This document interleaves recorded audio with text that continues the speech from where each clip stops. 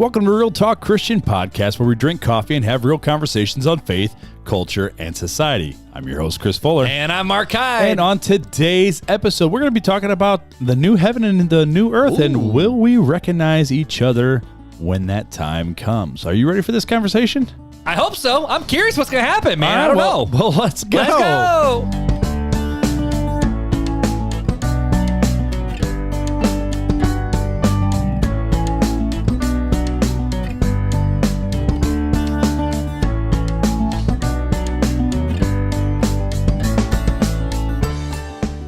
Oh, I love our music, man. Yeah, me too. We always do the same hand motions. We're like, ding, ding, ding. It was funny. We were upstairs. All right. Okay. We were upstairs. I went upstairs, and I'm like, I was down here chilling. I was on our Facebook group. and I'm like, all right, last one. She goes, you and Marc are so much like just what Janelle said. She goes, Marc just said, final one. Final one. You guys basically say the same thing. Well, it's a marathon, man. It is a marathon. I mean, think about it. We've done 2 episodes that are both over an hour, Right. and then we talked about Sister Wives with your wife for an hour. Yeah, it's like a 4-hour ordeal here. Like, it's a long. Oh, and we talking. and so I bought. I had a black hoodie. We So patched it. I bought like a little vinyl. It didn't work because I just tried my iron at home because I was sick. I didn't have patience. And then I was like, "Hey, folks, we got a what are those things called? Heat right? press. You have a heat press at your house, right?" He goes, "Yeah." So we had to makeshift a patch to cover It the looks good, junky, though. and then we put a leather patch over that I had made on Etsy, and it looked good. So we've done a lot of stuff tonight. We've been busy. We've been busy, We're at 4 hours of Marc and Fuller time right now. just hanging out. And we're probably going to be another close to an hour this time because we're just talking, You know, guys. Last episode, before I started, I'm like, all right, man, these 2 episodes, are they going to go long? I don't know. We're going to find out. Like, because the last one, I had no notes besides a bunch of Bible verses. Last week, you're like, yeah, this one should be like max 40 minutes long. I'm like, I don't see it going over 40. And you're like, yeah, that's a joke. Yeah, we were like an hour We and don't 10 know minutes. how to go under an hour, man. We used to be really good about 45 minutes, man. in and out. And then, but you know what it was? It was our banter? Our banter. Because before we'd like just jump right into the conversation. And then And now. we were boring, and we didn't have like energy in our voices. Yeah, And now we tried to be do calm. like anywhere from 10 to 25 minutes of banter Well, it's and fun. intro. But we it want is a people lot to of fun. hang out with us. You know, I would love to We're see real. RTC. If you have any connection with the local radio station, we would love to get RTC on the local airwaves. That'd be pretty dope. Well, we'd probably have to straighten up some of our talking and lingo a little bit. And Not make it a saying, little more nah, smooth. it is what it is, bruh. It is what it is. But that ain't you gonna know, fly. but we love how much you guys say, you know what?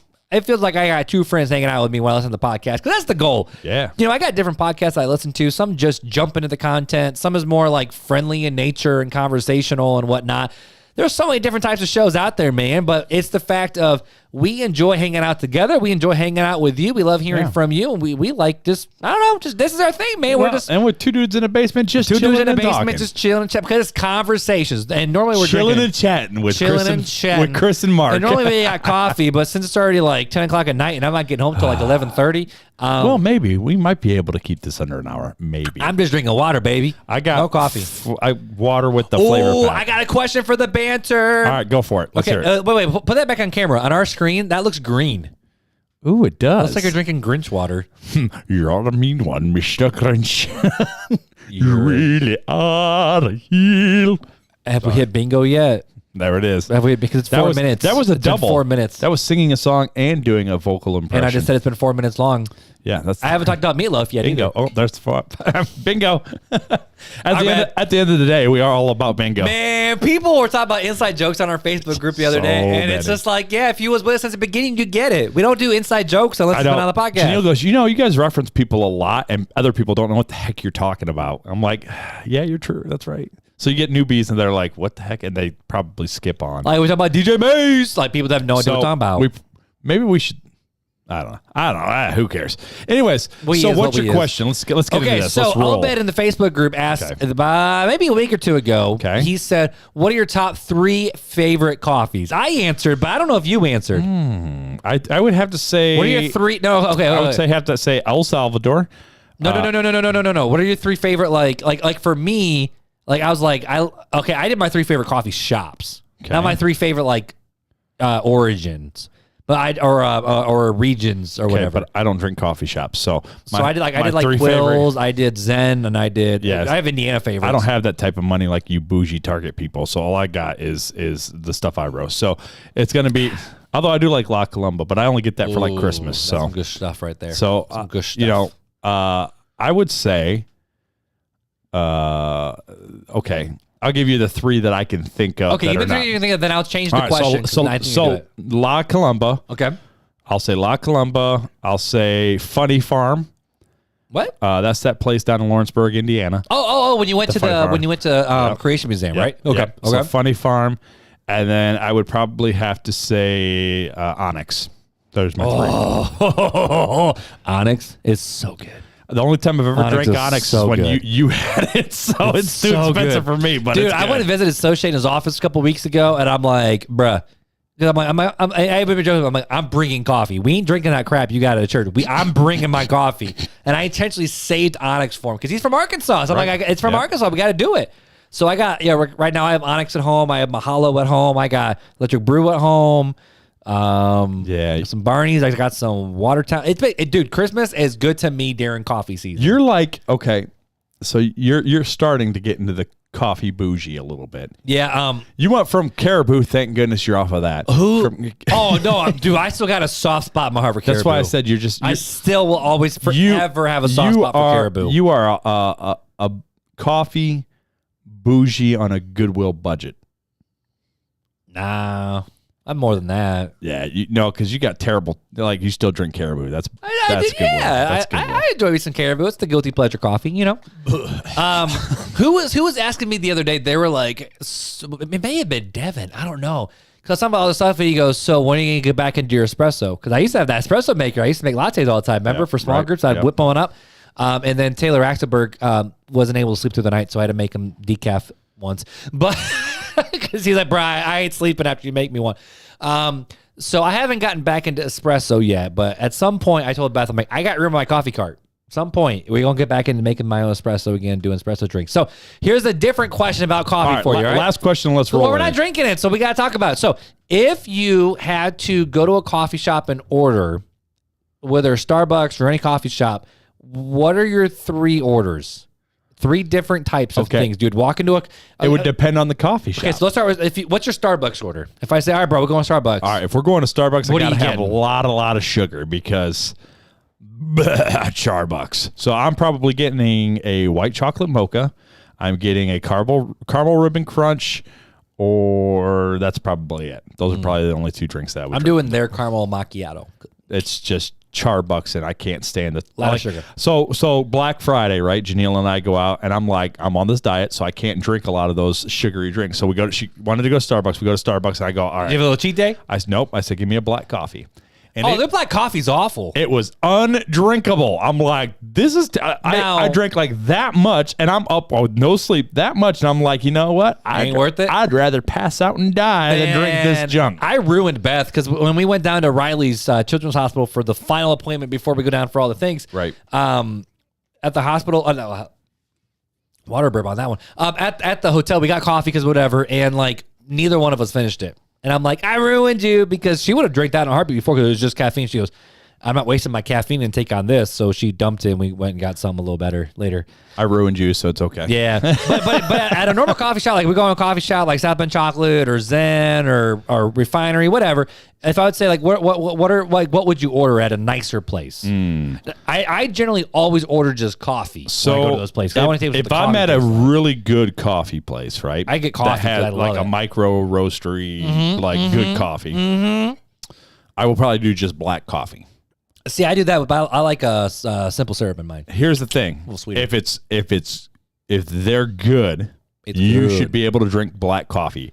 If they're not, then you have to flavor it with something. Yep, that's what distinguishes good coffee from bad coffee. See, I still like simple syrup, even at the good coffee shop. Simple syrup, and just a splash of half and half. Then you ruin the flavor profile because you cannot fully taste the flavor profile unless it's black. Oh, I agree, but I'm okay ruining it. See that then you see that's why I'm saying you Goodwill bougie. You ain't full bougie. But then I also I also love vanilla latte to those places because generally they make their own vanilla too. So you Goodwill bougie, bud.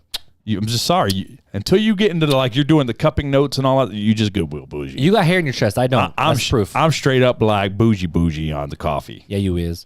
But dude, a mean vanilla latte with actual homemade vanilla. Oh. I'm like hipster man bun bougie on the coffee. Now, have you ever done a cortado? That's one I haven't quite done yet. No. It's like half espresso, half equal parts milk. No, usually I do. If I'm going to do espresso, it's straight espresso. Really? That's why I love Americanos. Yeah, espresso with the water diluted. Again, I like good coffee that I don't need to flavor it with anything. If I have to flavor it, it's not good coffee. So if I'm going to do an espresso, it's going to be with good coffee. I can drink it straight. Jim is going to back you up in the Facebook group on this one. I'm just saying. Jim is going to back you up.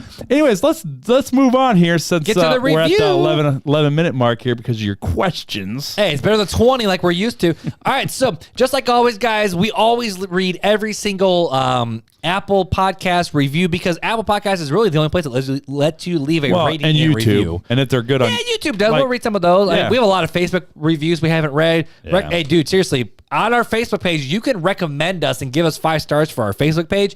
Do that. Helps us grow the podcast as well. Yeah. But this review was left on Apple Podcasts back on August 28th. We're still playing catch up from Beatboxer71. I got questions. Beatboxer71. I got to know. Can you actually beatbox? Can you beatbox? And are you 71? And prove it. Prove it. I want to hear it. Okay. But recently, it says, I've recently stopped being a quote-unquote fake Christian. It is really hard, and at times I felt like I felt like giving up. And times I had questions that make me question everything. I have come to the realization that being a Christian is harder than not being one. It's true. I've had a pretty hard year. Listening to your podcast has been a true blessing. I'm still very young in the faith, but I'm ready to grow and let God take me down the path he has for me. Thank you for bringing God's message to everyone that listens to you in a clear and precise answers. They're not always precise, but we pray they're clear. We hope that you understand. They're an hour long precise. Put it that way. We're roundabout precise. But man, Beatbox71, dude, send us an email at realtalkchristopodcast.com so we can get you a mini swag bag in the mail, man. Heck yeah. And thanks for the review. Did I just assume a gender against Sabrina? There you go. I'm giving you bingo tonight, girl. Easy. Well, see, I just took it as you were referring to man like the King James man, where it meant to mankind. No, I assumed again. Dang it. I assumed again. All right. So we're going to dive into this conversation. Yeah, so where did the idea for this conversation even come up, dude? So this conversation came up actually from conversations Janelle and I have been having. Really? Okay. And she asked a question. She goes, I got a good topic for you. And I go, okay. And she goes, her topics are scary sometimes. They are scary. And she scares me with her because she's like deep. Beth too. She wants like deep theological, like, okay, I get that this is the practical and it probably doesn't matter, but I want to know this. And she wants to know the unknown things like her one question. Okay, I want you to answer this question. What's the scroll that got eaten in Revelation? And it's like, right? It's like, Janelle, we can't answer that one. What do you want me to do with that? Like, I'm not God. I can't answer those. And then all of Beth's questions are regarding like Old Testament and race and genocide. And it's like, oh, geez, girl. Those are easier to answer than answers that aren't in the Bible, though. Like, I can semi-answer those. I can't answer what was written on the scroll that was eaten. So in other words, Janelle, stop being smarter than us, please. Like, thank you. Did Adam have a belly button? Who knows? Nope, I don't think he did. I don't think he did. I don't know. You only get belly button from the umbilical cord unless he was hooked up to something like the Matrix or the Avatar. Who knows? I don't know. Which I know. I still need to see Avatar 2. I'm really excited about it. Anyways, continue. So that conversation started, and so I was like, okay, so I'm starting to think through and do a little reading, and reading some scripture, and then reading my commentaries. Then the other day we're in church, Sunday church, and for some reason she got off on a tangent reading, and she ended up in Isaiah, and she's all like, wait a second, I got another question. Wait. During the sermon? During the sermon, she got off on a tangent. She goes, I don't remember why, but she thought... Apparently someone wasn't listening to Pastor Scott. No, Scott said something, and she made her think of something. She was going back through something that I said for fulfillment in Scripture of Christ, and so she was going back trying to remember what Scripture I had said it from Isaiah. I said Isaiah 53. She thought it was 65. And so she ended up at 65, which drew another question.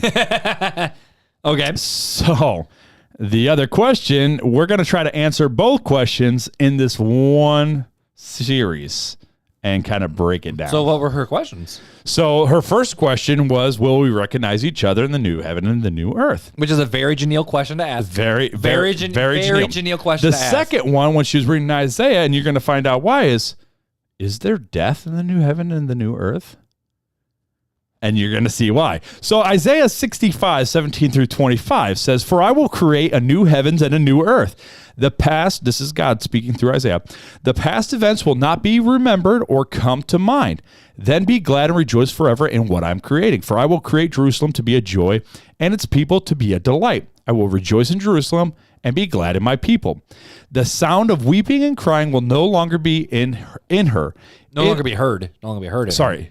Thank you. I got you, big boy. In her, I got you. a nursing infant will no longer live only a few days, or an old man not live out his days. Indeed, the one who dies at 100 years old will be mourned as a young man, and the one who misses 100 years will be considered cursed. Isn't that interesting? Wait. Hold on. Wait, crap. I'm not ready for this conversation. People will build houses and live in them.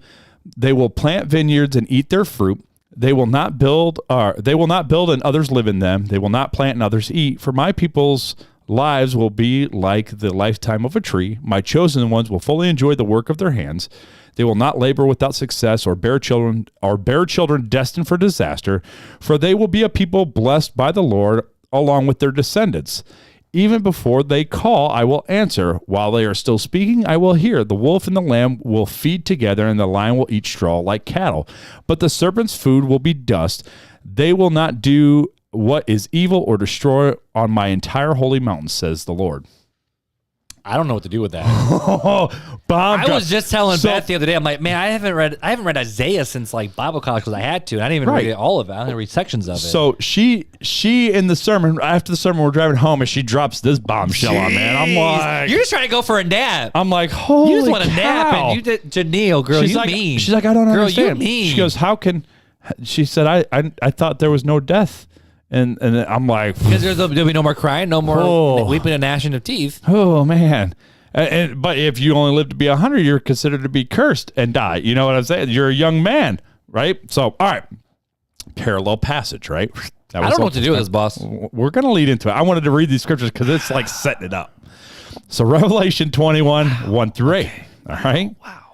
So then I saw a new heaven and a new earth, for the first heaven and the first earth had passed away, and the sea was no more. I saw the holy city, the new Jerusalem, coming down out of heaven from God, prepared like a bride adorned for her husband.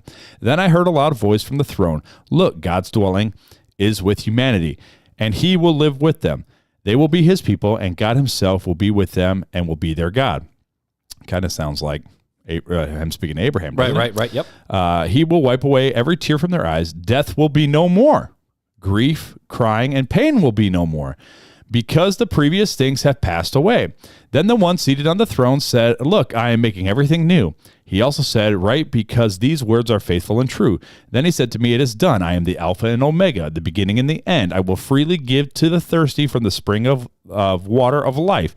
The one who conquers will inherit these things, and I will be his God, and he will be my son. But the cowards, faithless, detestable, murderers, sexually immoral, sorcerers, idolaters, and all liars, their share will be the lake that burns with fire and sulfur, which is the second death." So Isaiah 65 is saying, hey, there's going to be death. This is very, and very Revelation 21 says, no, there's not going to be any death.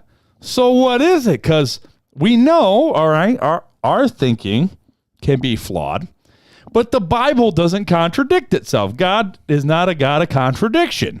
So what is it? I'm confuddled. Well, before we get into that, we got to talk about what is the new heaven and the new earth, because we may have people that don't know what it is. Mm-hmm.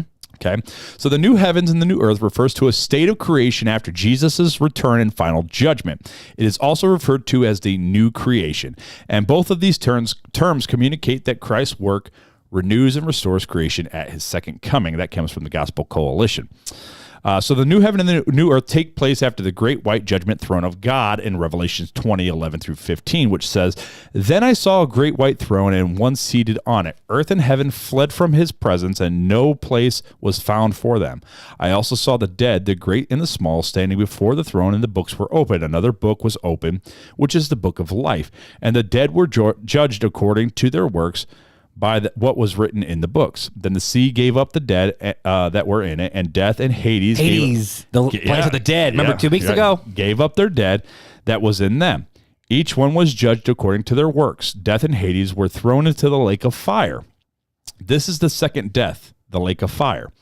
And anyone whose name was not written in the book of life was thrown into the lake of fire. So the new heaven and the new earth, that was the end of chapter 20 of Revelation.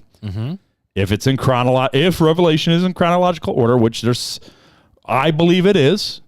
I believe it's already not yet. There's things that are going on. Well, the beginning right? of 21 says, "Then I saw." Then, right? That's the big thing. So it's tying the two all passages. this crap happened, and then the new heaven and the new earth come down from the new heaven and earth. Then I saw new heaven and new earth, for the first heaven and the first earth had passed away.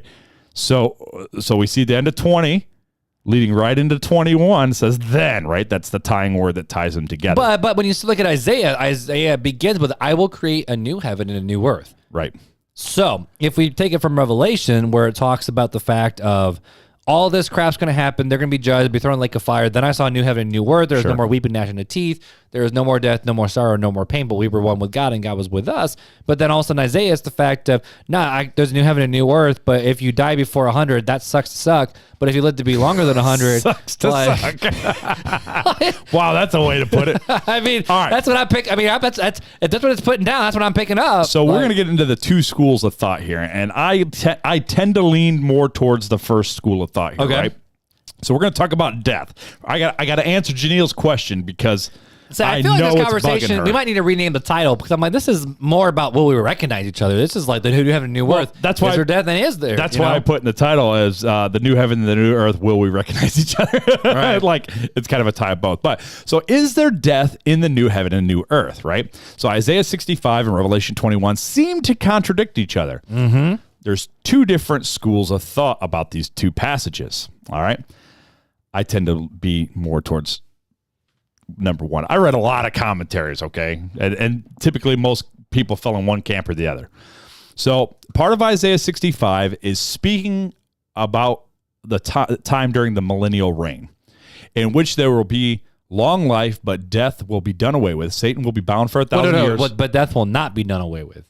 You forgot that. I'm sorry. Yes. Yeah. I wrote that wrong. Sorry. So death will not be done away with.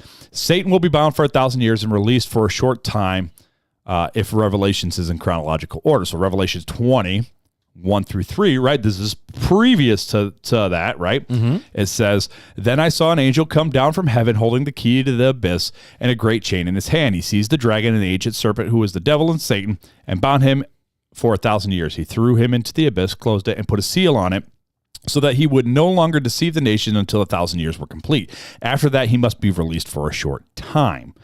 So talking about number one, most of the scholars that I follow and I trust believe that Isaiah 65 is more referring to, it's referring to the whole thing, right? It's referring to what's going to happen in the new heaven and the new earth, but the millennial reign at the same time, and that Isaiah wasn't distinguishing the two differences between the millennial reign and right, because you read with the millennial reign is the fact of, and it continues on in Revelation 20 when the serpent or the dragon is released. Right. He gathers those who, although Jesus is actively reigning on his throne, right, there's still people that went against Jesus. Exactly. And he gathers them, and then that's the battle of Armageddon is what we know it as. Right. And then in one foul sweep, Jesus goes right. And then if you look, then after that, that's when we get to the end of chapter 20, right, which is the great white judgment seat of God. Yep. Where all the judgment, Hades and death are done away with, thrown into the lake of fire. And the judgment happens. And then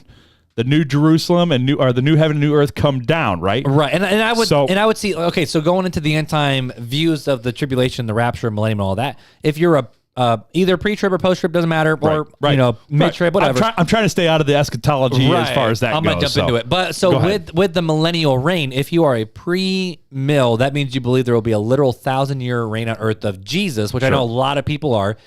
That this view would make sense. But if you're a post-mill, which means we're currently in that 1,000-year reign. Sure. Well, it's a metaphor for a 1,000-year reign, I guess.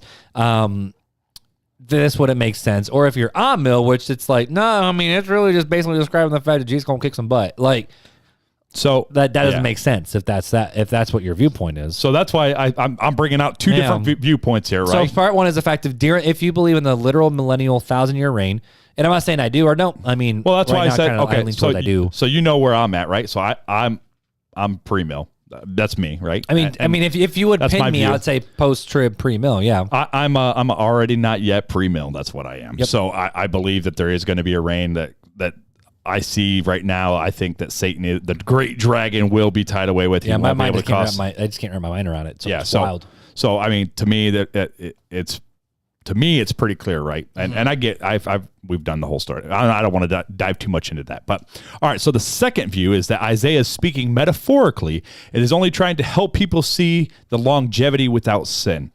He is showing that premature death comes from sin, and that if it weren't for sin, then longevity of life would be the norm. Hence why he makes the statement that 100 years old is like a young man. So both passages state that there will be no more mourning, weeping, or pain. So that can be seen in both passages. So I didn't want to dive too much into that. Right. Now, the thing that's weird is in Isaiah, it says the sound of weeping and crying will no longer be heard in her, referring to the city. But if there's no more weeping or crying, but there's something about people dying, that seems kind of odd. Right. Doesn't it? So that's why there's some people that believe, and this is more like the post-mill, mill viewpoint, is it's just a metaphorical of like, this is what a life without sin would look like. This is what Isaiah is referring to. It's not talking literally, it's metaphorically. So I tend to lean more towards the first school of thought, right? And there's other one-offs here. I'm not gonna have that opinion because I don't. I mean, my goodness. So again, this is speculation, right? It's a lot of speculation because in the end, we won't know until the end, right? And that's just the thing. But that's the fun part about studying eschatology, is that it's just like, it's fun, but brothers shouldn't separate over eschatology because none of us really know. I agree. So that's kind of where I'm going to leave death, right? So we see in Isaiah 65, let's recap that. So Isaiah 65 says that, hey, it sounds like there's going to be death, right? It sounds like 100 years old will be mourned as a young man. But how can it be mourned if you just said during the millennial reign that there's not going to be any weeping or crying, will no longer be heard in her? That's in the New Jerusalem, right? So if they're in the New Jerusalem, then there wouldn't be mourning of a young man, or of a 100-year-old being considered a young man, right? So that's where I kind of, again, tend to lean towards that first point of view of, I think there's some talk of, there's possibly in Isaiah 65, they're in the millennial reign for part of it, and then the New Jerusalem comes down. That's just, because it doesn't say, it says, for I will create a new heavens and new earth. But we know with that, he's going to create the New Jerusalem. But in her, the sound of weeping and crying will no longer be heard in her, right? Mm-hmm. In her, a nursing infant will no longer live only a few days, or an old man not live out his days. So, indeed, the one who dies at 100 years old will be mourned as a young man, and the one who misses 100 years will be considered cursed. Oof. I don't know, man. I keep reading this going, I just don't know. Right? It's a lot, right? So, but to me, Revelation seems like a pretty good chronological, right? Mm-hmm. Satan's bound, Satan's released, Armageddon happens, the judgment seat of Christ, new heaven, new earth come down, no more death, no more crying, mourning, any of that, right? So what do we do with that? Yeah, I'm speculating that that's what it is, right? That's my feeling on it. That's how I lean. So what else? I got no opinions right now. This is one of those conversations where it's like, we're going to probably I'm the listener. I don't know what's happening. I'm probably going to leave everybody with more questions than answers. I got questions now, man. So will we remember things from this earth, right? Mm-hmm. We're going to roll into that a little bit. I can't go any further with the death thing, right? I pulled out the two passages. It is what it is. I told you my opinion, what I lean towards more, which seems to be a lot of the scholars that I trust, and that's where I'm going to leave it. And I don't know what to do with that. Yeah. I don't know. So John Piper has this to say about remembering things on earth. So we're talking about, oh man, I didn't write the scripture down, but I think it was Isaiah. It's back in Isaiah. Yeah, it's back in Isaiah. So it says, I'll create new heaven and new earth. The past events will not be remembered or come to mind. Right. So he says, no, this verse does not mean that there are no memories at all in heaven and in the age to come, for two reasons. One, notice the parallel between former things in verse 17 and former troubles in verse 16. Verse 16 says, he who blessed himself in the land shall bless himself by the God of truth. And he who takes an oath in the land shall swear by the God of truth, because the former troubles are forgotten and are hidden from my eyes. The close parallel between former troubles in verse 16 and former things in verse 17 make me think that former things does not mean all things, but things that, if we remember them, would trouble us. I'm sorry. If we remember them, would trouble us. It's like the bad things, the guilt, the shame, Right. the sin. And we will not be troubled in the age to come. He will wipe away all tears from our eyes, and death shall be no more. Neither shall there be mourning, nor crying, nor pain any more, for the former things have passed away. Revelation 21:4. So, number 2, the book of Revelation says that in heaven we will sing the song of the Lamb of Moses. This is Revelation 15:3, which is a song about past history. So if we are going to sing about the great works of God in history, we can't forget them. But here's the catch. The crucifixion of the Lamb was one of the troubles of the world. It was horrific. So it seems to be in the class of things that should be remembered no more. It was so full of pain. So my conclusion is, this is John Piper again. His conclusion is, what we will forget and what we will remember is not a simple class of good and bad. Rather, we will forget and remember things in accord with what will maximize our enjoyment of God. If remembering something enhances our worship, we will remember it. If it would hinder our worship, we will forget it.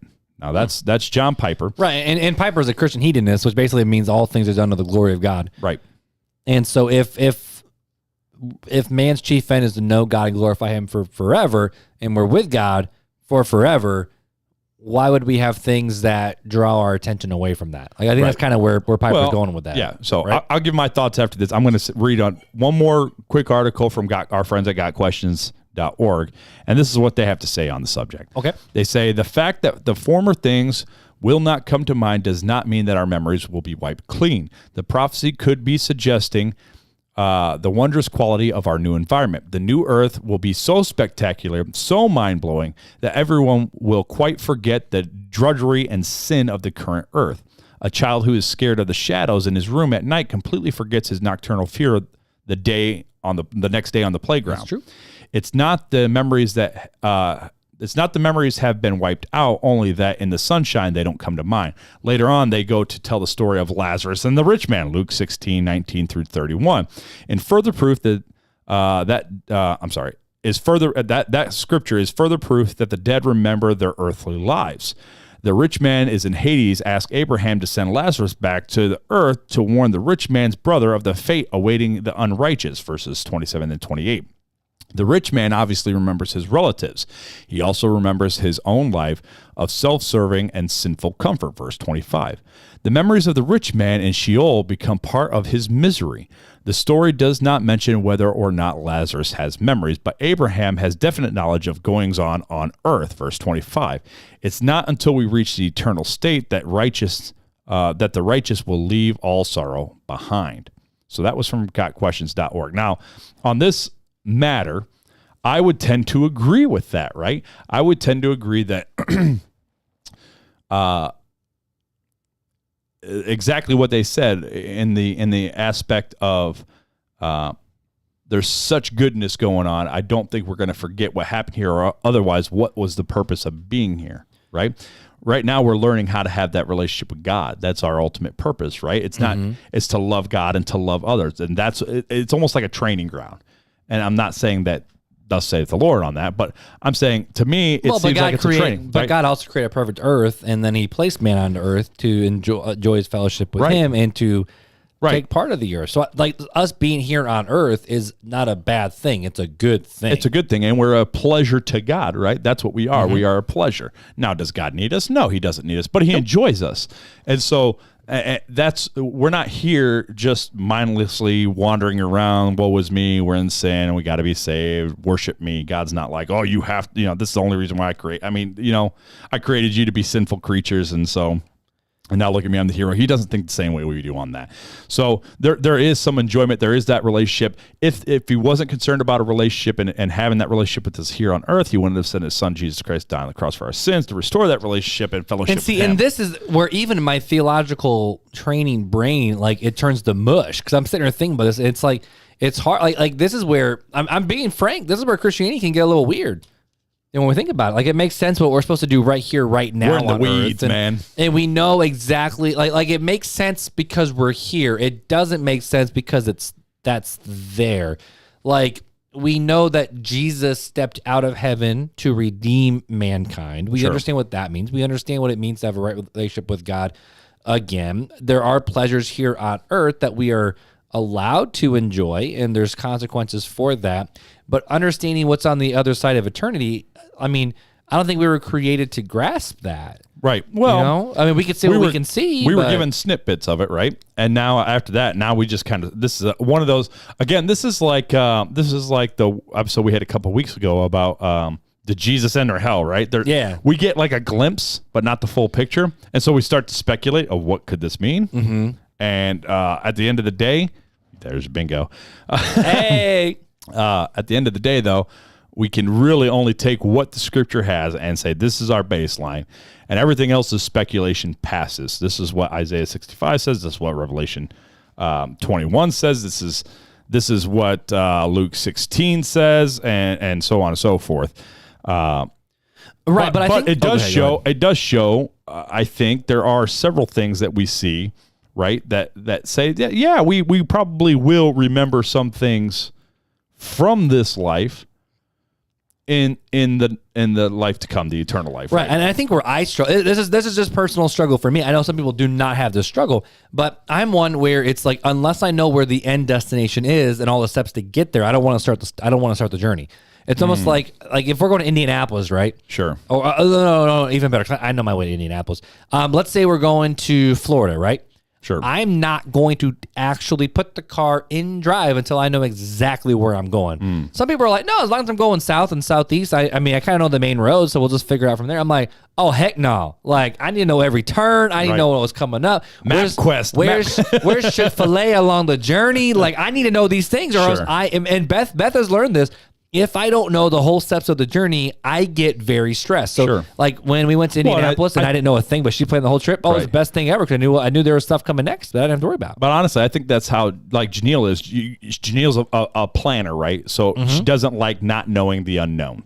Yeah, no, Janelle and I are the same in that. Whereas like me, I'm just along for the ride. It's like, whatever's cool. Like I know, like in the end, regardless what happens, it's going to be perfect, and I'm going to be more happy than I could ever experience here, and more love. And I get overwhelmed. I was like I'm excited about it. My brain goes so fast that it kind of like, I feel like those robots, when they compute so much information that start smoking, and then head spin, and then smoke, and then springs pop out. And it makes sense, right? That's where I'm at right now. It makes sense because especially like if you're married, and we're going to get into this in a sec, but if you're married, like what's the purpose of the marriage, right? We understand that. And that's my thought. Like, what's the purpose of anything? Okay, like, so that's what people can be thinking about. We see some correlation of Christ makes comparisons, or Paul makes comparisons of Christ and the church and the marriage of those two, like the husband and the wife. And so we see attributes on this earth of Christ and how Christ views us through things like marriage. Mm-hmm. But is that all marriage is about? Are we going to forget our spouse? Well, I love this article from Focus on the Family, and I know some people are like, "Oh, Focus on the Family," but like I love Focus on the Family. But they had this little article, and I just want to read this excerpt from it. It says it's about marriage in the afterlife. It says Jesus did say that that life in the world to come won't include marriage as we know it here on earth. When questioned by the Sadducees about this, he said, "For in the resurrection, they neither marry nor are given in marriage, but are like the angels in heaven." This comes from Matthew 22. Yep. So, however, Jesus didn't say that all earthly relationships would be nullified in heaven. Those of us who accept God's merciful offer of unmerited deliverance and salvation will definitely be together with our loved ones in the next life. We just don't know exactly what form of togetherness will take, right? And to pause this, Matthew 22, it was in reference to the Pharisees and scribes. Okay, so let's say when seven brothers, well, it's like homie and this one girl are married, and then he dies, and then according to his brother, Levitical law, the brother takes the wife, and then that happens times seven. Right. So who's really married to this lady when everybody's dead? Yeah, and that's what Christ said. Who's going to be married to her? Christ said there is no marriage. So he's like, don't worry about it. The only marriage that's going to happen is the bride and the bridegroom. I think that's Jesus being like, don't worry about it, bro. Yeah. Just don't worry about it. So wrong question. Yeah. So I mean, but we could see human relationships will be different in heaven, right? They say human relationships will be different in heaven. So we don't know what it's going to look like. We know as Christians, right? This is what they're saying in this first paragraph. As Christians, we're going to be together, right, with our loved ones. Why? If they're saved, right? Because Christians are going to be together. We're going to all be in the same place. We're part of the family of God. So we're going to be together. We just don't know what that togetherness looks like. They go on to say human relationships will be different in heaven, but they can't be less than what they have been on earth. Instead, there'll be something more, something better, something far more fulfilling and satisfying than we can imagine. That's part of the glory of the resurrected life. And the Apostle John hints at the glory when he says, "Beloved, we are God's children now, and what will we be has not yet appeared. But we know that when he appears, we shall be like him, because we shall see him as he is." That comes from 1 John 3:2. So will we recognize each other? Yes, I believe so. Will we recognize that we had a marriage? I would think so. I would think so, right? Because if our marriages should glorify God, so that's one of those, as Piper said earlier on, that's one of those things that kind of uplift him and glorify him. So why does all this matter, right? And this is where I'm going to kind of land the plane. 40 minutes. Look at that. See? Well, we ain't done yet. We still got a lot more to go. So this is kind of where I want to land the plane. Why does any of this matter? We've had a couple fun theological conversations between this one and a couple weeks ago. We had the one Jesus descending into hell. Why does it matter? And to me, it's exactly what I was just saying a little bit ago, that though we may not know the journey along the way, we do know the final destination. We may not know where Chick-fil-A. Final destination. We don't know where Chick-fil-A's at along the way. But we know the Chick-fil-A is going to be there. Is Chick-fil-A going to provide the food at the marriage supper of the Lamb? Well, yeah, because is there going to be a Chick-fil-A buffet? You know, God is Baptist, so we like to eat. Is there going to be a Chick-fil-A? Well, yeah. I want a Chick-fil-A buffet. But they're Christians, ain't they? We know. Mixed with Chipotle. Hey, let me ask you this: if all Christians going to be there and Chick-fil-A is Christian, well, they're going to be there. Chick-fil-A, it going down. That's sorry, I shouldn't joke like that, but it's funny. But. So we don't know the journey. We know some of the journey. We've been given hints at the journey, but we know the final destination, and the final destination is eternal life with Jesus Christ in the new heaven and the new earth. And this is 2 Peter 3:10 through 14 says, "But the day of the Lord will come like a thief in the night, and on that day the heavens will pass away with a loud noise, the elements will burn and be dissolved, and the earth and the works on it will be disclosed." Now, you're probably saying right now, Fuller, that sounds kind of scary. Like, this ain't no good. Like, well, that sounds like something I don't want to. Shoot moments. Yes. But to me, again, you've seen a snippet of, this is going to happen. But what's it leading to? It says, verse 11, "Since all these things are to be dissolved in this way, it is clear what sort of people you should be in holy conduct and godly." It is clear that what sort of people you should be in holy conduct and godliness. Basically, it's coming, so straighten up. Yeah. So as you wait for the day of the Lord of God and hasten its coming, because of that day, the heavens will be dissolved with fire and the elements will melt with heat. But based on his promise, and here's verse 13, really focus in. But based on his promise, we wait for the new heavens and new earth where righteousness dwells. This is the destination. Therefore, dear friends, while you wait for these things, make every effort to be found without spot or blemish in the sight of peace. So what do we have to do right now? The whole point of this whole discussion is, hey, look, there's a new heaven and a new earth, and it's coming, and that's the promise. Right now, we need to be right and make sure we are. And I think it shows that our lives, what we do on this earth, actually matters. They do matter, and I think that it's like I don't remember what heresy it was with the fact of like the body and the soul. The only thing that matters is the soul, so you can do whatever the heck you want with the body. Oh, you're thinking of isn't that part of Gnosticism? But there's a very specific thing that I don't know what it was, but basically the fact of like you've been bought the price, so therefore glorify God with your body. Right. Yeah, exactly. But I get stuck in like, I actually feel the weight of like, I would love to, this is going to sound really morbid, so just hear me out. I would love to die and go be like, so what happened over here? Okay, I'm going to go back now and then I'm ready. Like that, because I'm like, what's really going to happen? Are you going to close your eyes and you're going to just wake up and know what's going on? Again, this is what people don't know. But like we talked about a couple of weeks ago, is we have to rely on the promises. So even if we don't go through whatever, and are alive during whatever when Christ returns, right? Mm-hmm. To be absent with the body is to be present with the Lord. So the minute you're absent from the body, you're going to be present with the Lord. What that looks like, speculation. Yeah, it's just a little paralyzing to me in my head if I think about it too hard. To me, you know, I've heard things of, well, you know, you go to a heaven, a paradise waiting place, Abraham's bosom. I've heard, well, when you die, you then be pulled outside of time. It's like soul sleep. I've heard you be pulled outside of time. So when you pass away, you're going to wake up to the judgment seat. Like immediately it's going to seem like you're at the judgment seat of Christ, and you're going to be going through that. I mean, there's all sorts of things that I've heard. And to me, it's all speculation. We don't know. All we know is to be absent from the body, is to be present with the Lord. And that's the promise we have to hold on to as Christians, that though it may seem scary to our puny minds now, we take solace in the promise that God is not a man that he should lie. God says we're going to be with him. God says he's going to make all things new. God said that he is going to wipe away every tear. There's going to be no more mourning, sorrow, or death in the place that he's prepared for us. It's going to be a paradise, and we will be with him forever and ever and ever. Therefore, dear friends, while you wait for these things, make every effort to be found without spot or blemish in his sight. At peace. At the very end, at peace. Be at peace. Time for Fun Facts with Filler.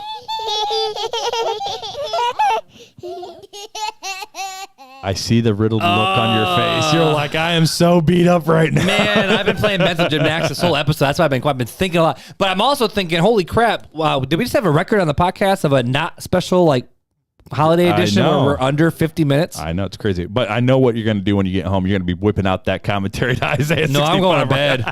I'm going to bed.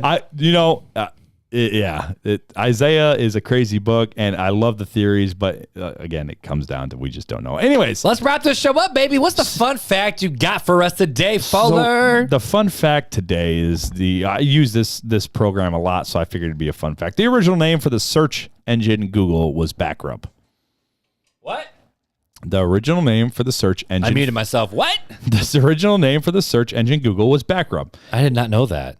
It was renamed Google after the Google, which is the number 1 followed by 100 zeros. But it was originally called Backrub. Hey, let me go backrub that real quick. That sounds dirty. Hey, man.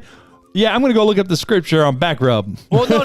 It's like, because just Google it. Just backrub it. Just do back what? Just Backrub it, man. That sounds really inappropriate. What? Hey, how do I fix this car? I don't know. Backrub it. Backrub it. But like, okay, I got questions. Okay, whenever you see of like inventors for the like why you named it, what you named it, nobody's like, oh, this is cool. Like the idea of what what the word Google stands for, that makes sense. Why? Yeah, sure. Why Google's Google? Yeah. Why?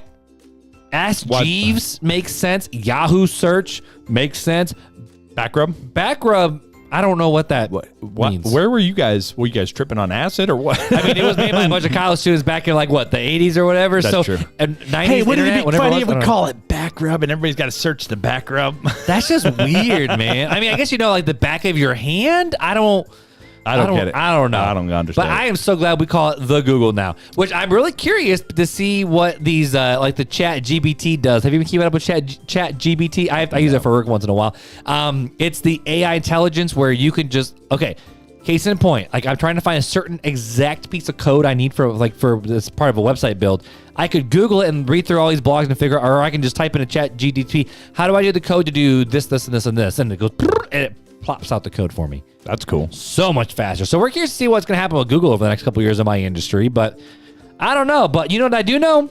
I do know the fact that Jesus coming again, and we're going to live in new heaven, new earth, and it's all going to be good. And we love you guys. That's what I know, man. I agree. So if you've been hanging out with us here for a long time on the show, we know that we have so many ways to connect with each other, whether it's Facebook, Instagram, Twitter, email, text, the website. There's YouTube as well. You can subscribe and hit that bell notification so that we always know when we going live, just releasing new content. Whatever. Who knows, man? But we would love to continue the conversation with you guys off air. And the best place to do that right now is the Facebook community. So make sure you check it out, ask some questions, interact on those conversations, and just have a good time with it. That's right. And just check us out, realtalkchristianpodcast.com, or email us realtalkchristianpodcast@gmail.com. But I got nothing else, man. What do you got? Nothing. I got nothing. We got 10 seconds to forward the song end, so we probably should let them go.